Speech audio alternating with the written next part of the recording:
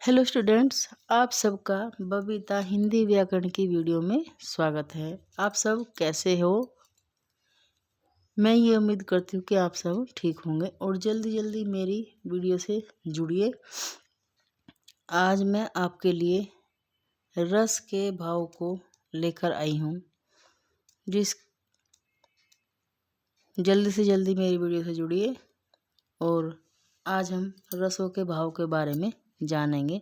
सबसे पहले हम बिना देरी किए हुए आप सबका मेरी वीडियो में स्वागत है और बिना देरी किए हुए रस की परिभाषा की ओर चलते हैं। रस का शाब्दिक अर्थ होता आनंद। काव्यों को पढ़ने या सुनने से जिस आनंद की अनुभूति होती है उसे रस कहा जाता है। यानी जब हम काव्यों को पढ़ते हैं या सुनते हैं, काव्य में लय ताल का संबंध होता है, तो उससे जो अनुभूति होती है उसे हम रस कहते हैं। रस के अंग कितने होते हैं यह भी आपको पता करना होगा। रस के 4 भाग होते हैं, यानी 4 अंग होते हैं। तो वह अंग कौन कौन से होते हैं? वह अंग हमारे हो जाएंगे स्थायी भाव, दूसरे नंबर पर विभाव, तीसरे नंबर पर हमारा अनुभाव, चौथे नंबर पर आ जाएगा हमारा संचारी भाव। ठीक, अब हमें यह देखना है कि रसों में स्थायी भाव कितने होते हैं, स्थायी भाव की संख्या कितनी होती है। तो वह हमारी 9 होती है। कहीं कहीं पे 11 भी लिखा होता है। ऑप्शन में 11 आ जाएगा तो ये अपवाद में हो जाएगा, ये नहीं, ये होता है 9 हमारा स्थायी भाव की संख्या हो जाएगी। अब देखते हैं हमें कौन कौन से रस का कौन कौन सा स्थायी भाव होता है। तो श्रृंगार रस का हमारा रति स्थायी भाव हो जाएगा। वीर रस का हमारा उत्साह हो जाएगा। विभत्स रस का हमारा जुगुप्सा हो जाएगा। रौद्र रस का हमारा स्थायी भाव क्रोध हो जाएगा। हास्य रस का हमारा हास या हंसना हो जाएगा। अद्भुत रस का हमारा विस्मय हो जाएगा। भयानक रस का हमारा भय स्थायी भाव हो जाएगा। करुण रस का हमारा शोक हो जाएगा। शांत रस का हमारा निर्वेद या शांत हो जाएगा। इस प्रकार से रसों के स्थायी भाव की संख्या 9 होती है और हमारे काव्य में रसों की संख्या 8 ही मानी जाती है। शांत रस को गिना नहीं जाता। ठीक है, अब चलते हैं, छोटी छोटी बातों पर ध्यान देते हैं। जैसे रस श्रृंगार रस को रसराज या रसपति भी कहते हैं। छोटी छोटी सी बातें हैं, ये क्वेश्चन में आ जाती हैं।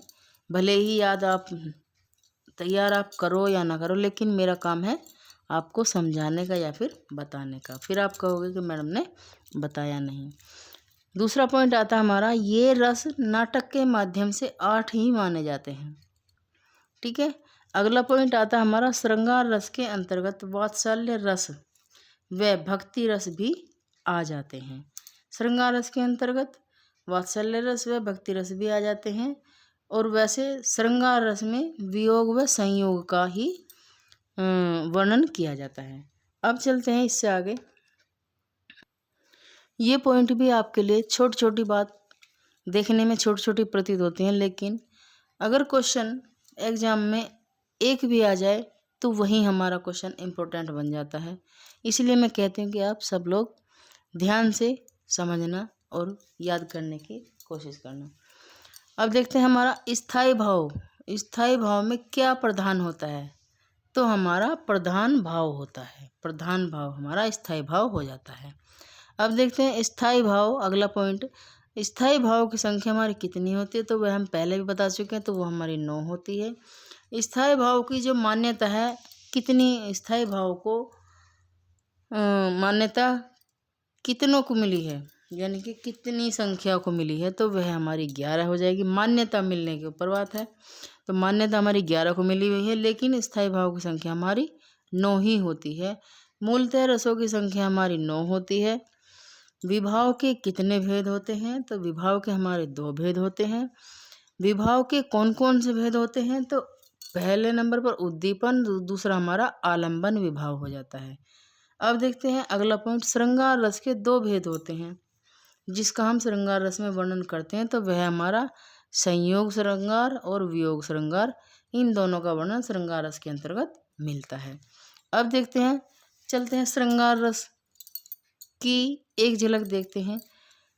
श्रृंगार रस, रति, श्रृंगार रस में रति नामक स्थायी भाव ही श्रृंगार रस में परिणत हो जाता है। यानी कि श्रृंगार रस में जो रति नामक स्थायी भाव होता है वही श्रृंगार रस में परिवर्तन हो जाता है, तो वहाँ पर हमारा श्रृंगार रस हो जाता है। अब देखते हैं इसके किस तरह से यह है श्रृंगार रस में परिणत हुआ है। जैसे आश्रय हमारा हो गया इसका नायक, आलंबन हो गया हमारा इसकी नायिका, उद्दीपन हो गई हमारी नायिका, संचारी भाव हो गई हमारी लज्जा, हर्ष व चपलता।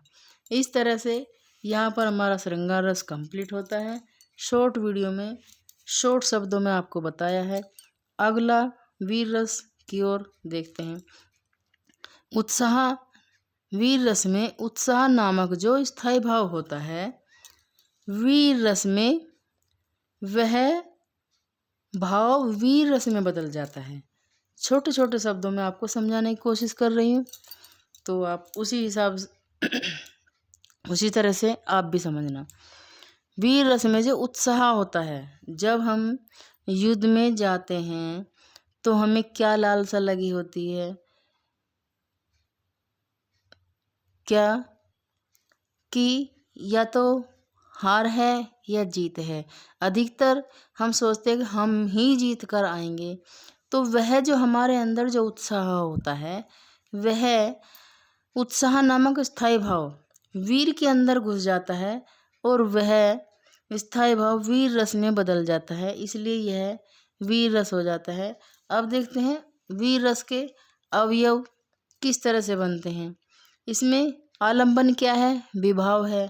आश्रय क्या है, आश्रय में हमारा नायक हो गया। नायक कौन है, जो हमारा वीर पुरुष सीमा पे खड़ा हुआ है या फिर हमारा युद्ध करने के लिए जाता है, तो वह हमारा आश्रय हो जाएगा। किसके ऊपर वीर रस बना हुआ है, ये नायक वीर पुरुष के ऊपर हमारा वीर रस बना हुआ है। आलंबन हमारा शत्रु हो जाएगा। उद्दीपन हमारा क्या हो जाएगा, किसके सहारे हम जाते हैं, किस खुशी के लिए जाते हैं, किसके लिए जाते हैं, तो युद्ध के बाजे बजाते हुए हम उत्साह में जाते हैं। अनुभव हमारा अंगों को फड़कना हो जाता है। इसी तरह से आज का यह वीर रस यहीं पर समाप्त होता है। इससे आगे के रसों की झलक अगली वीडियो में लेकर आऊँगी। आज की मेरी वीडियो यहीं पर समाप्त होती है।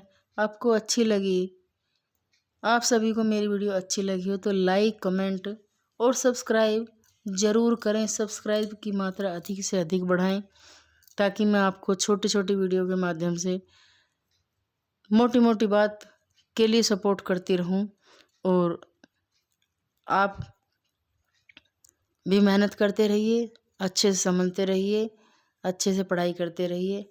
आपसे बस मैं यही आशा करती हूँ कि आपको बहुत अच्छा से मेरा पढ़ाया हुआ समझ में आ जाता होगा। आज की वीडियो में आपका बहुत बहुत धन्यवाद।